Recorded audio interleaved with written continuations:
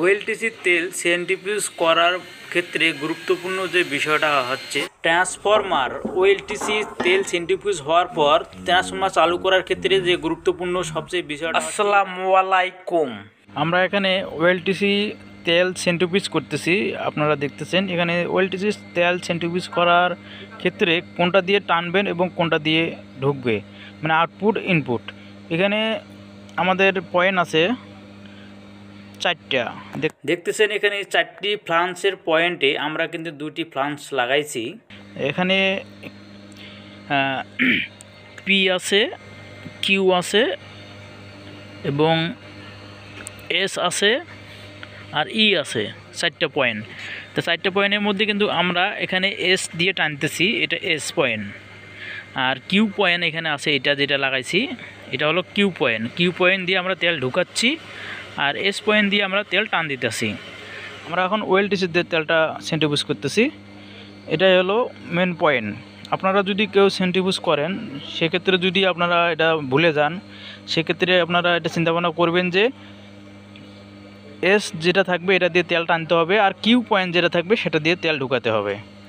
এটা হলো সোজা হিসাব। আর যেটা পি আছে এটা হলো ওএলটিসির কনজারভেটর লাইনে চলে গেছে, ওএলটিসি। আর আমাদের এই যে নিচে হলো সেন্ট্রিফিউজ মেশিনে সেন্ট্রিফিউজ করা হচ্ছে। এখানে দেখতেছেন নিচে সেন্ট্রিফিউজ মেশিন। তো এখানে high voltage transformer 132 kV transformer.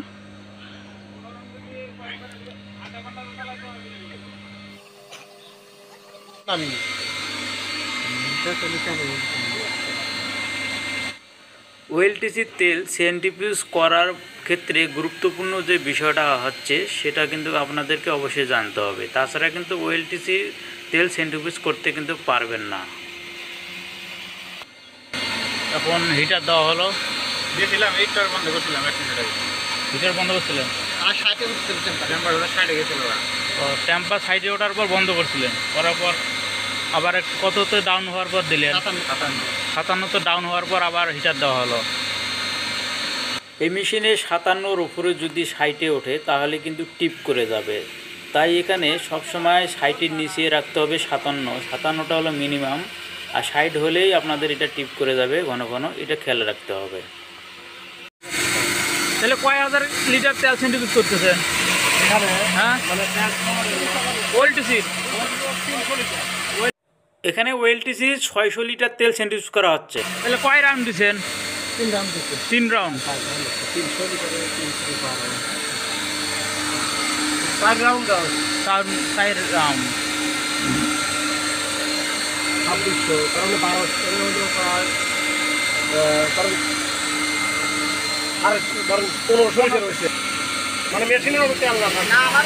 Transformer OLTC তেল সেন্ট্রিফিউজ হওয়ার পর ট্রান্সফরমার চালু করার ক্ষেত্রে যে গুরুত্বপূর্ণ সবচেয়ে বিষয়টা হচ্ছে এখানে ওএলটিসির একটি বুকোজ আছে। বুকোজের মধ্যে এখানে দুইটি পয়েন্ট দেখতেছেন, একটি হলো অ্যালার্ম পয়েন্ট, একটি হলো টিপিং পয়েন্ট। এই দুটি পয়েন্টকে আপনাদের পুশ করতে হবে। এবং এখানে একটি ক্যাপ দেখতেছেন, এই ক্যাপটি কিন্তু একটি হাওয়ার ক্যাপ। এই ক্যাপটি খুলে এর মধ্যে যে তেল সেন্ট্রিফিউজ করলে একটি হাওয়া হয়, এই হাওয়াটা বের করে দিতে হবে এই ক্যাপটি খোলার পর।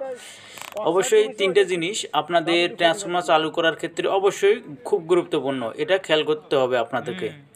তাছাড়া কিন্তু আপনাদের অ্যালার্মগুলো রিসেট হবে না এবং ট্রান্সফরমার চালু হবে না, হয়তো আপনারা না বুঝলে হয়রানি হয়ে যেতে পারেন।